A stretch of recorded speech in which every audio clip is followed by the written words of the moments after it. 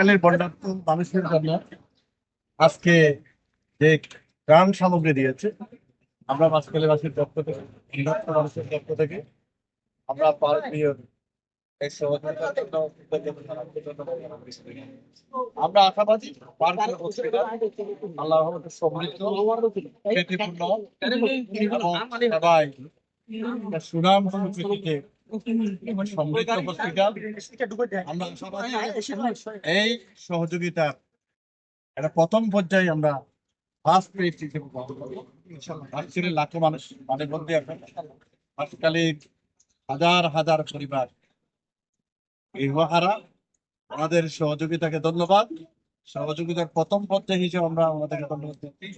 আরো সহযোগিতার হাত সম্প্রসারিত হবে এই আশাবাদ ব্যক্ত করি। সকলকে ধন্যবাদ জানিয়ে প্রিয় সাংবাদিক ভাইরা, স্বেচ্ছাসেবক ভাইরা, পার্ক বিয়ে কর্তৃপক্ষ, এলাকাবাসী যারা সহযোগিতা করছে, আজকের মানবিক গুণকে ধারণ করে যারা সহযোগিতা করছে, সকলকে ধন্যবাদ জানাচ্ছি।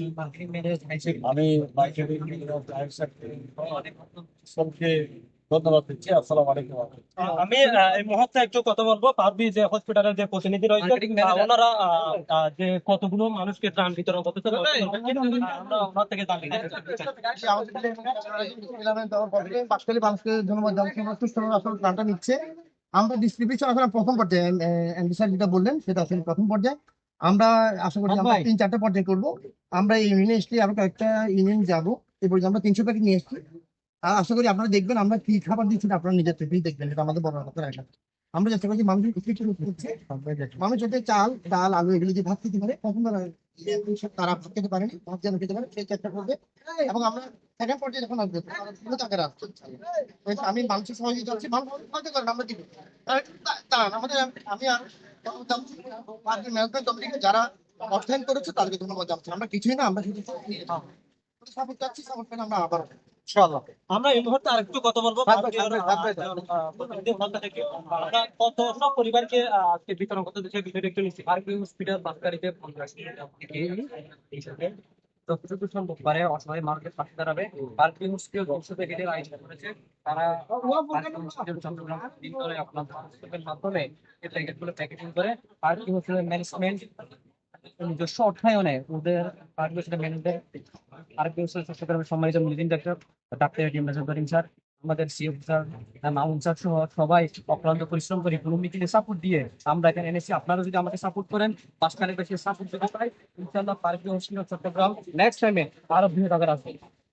এখানে কৃষি প্রাথমিক পর্যায়ে কি কি দেওয়া হবে? এখানে আমাদের বেশিরভাগ শুকনো খাবার যেহেতু পানি আস্তে আস্তে নামতে শুরু করেছে, আমরা যেটা তদারকি করেছি পার্কিং হসপিটাল তদারকি করেছি। পানি নামতে শুরু করলে মানুষের খাদ্য বা বেশি দেখা যাবে, বিশেষ করে ভাতের সমস্যা, চালের সমস্যা। আমরা এখানে চাল দিয়েছি, কিছু শুকনো খাবার দিয়েছি, বিস্কুট মুড়ি থেকে শুরু করে তেল পেঁয়াজ আলু থেকে শুরু করে আমরা আরো প্রায় 500 আইটেম দিয়েছি। ইনশাআল্লাহ ভবিষ্যতে আপনাদের যদি সহযোগিতা পাই আরো বড় আকারে আমরা আসবো ইনশাআল্লাহ। আমরা এখানে ম্যানেজমেন্টের যে এখানকার যে সম্ভাব্য চেয়ারম্যান পদপ্রার্থী ওনার সাথে একটু কথা বলবো কিভাবে ম্যানেজমেন্ট করতে আসলে। আপনাকে আসলে মানুষ বাহিরে চাপ তো এখানে যত অনেক লোকের মধ্যে আমাদের আমরা স্বাগত জানাচ্ছি।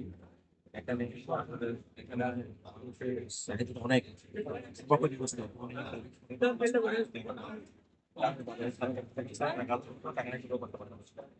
সবার কাছে দেখি আমি তাদের সামনে